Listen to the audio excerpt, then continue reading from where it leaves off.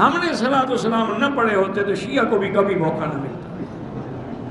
اگر ہم نے 11ویں کے منتیں نہ مانی ہوتی تو شیعہ بھی محرم نہ مناتے. اگر ہم نے 27 رجب کے خیراتیں نہ کی ہوتی تو شیعہ بھی قول امام جعفر کے نہ کرتے. یہ سب ایک دوسرے کی ضد ہے. دین کوئی نہیں ہے، ضد ہے کہ تم کرو گے ہم بھی کریں گے، تم جلوس نکالو ہم بھی جلوس نکالیں گے. کوئی آدمی جلوس نکال لے گا اور کہے گا کہ جناب ہم ملک میں اسلامی شریعت لانا چاہتے ہیں. ایک دوسری پارٹی کھڑی جو کہ نہیں یہ غلط کہتا ہے، ہم نفاذ شریعت اسلامیہ چاہتے ہیں. تیسرے کھڑے ہو جائیں گے کہ نہیں جناب ہم تو شریعت اسلامی چاہتے ہیں. کیا فرق کیا ہے اس میں؟ لیکن ہر کسی کو اپنا ٹائٹل چاہیے.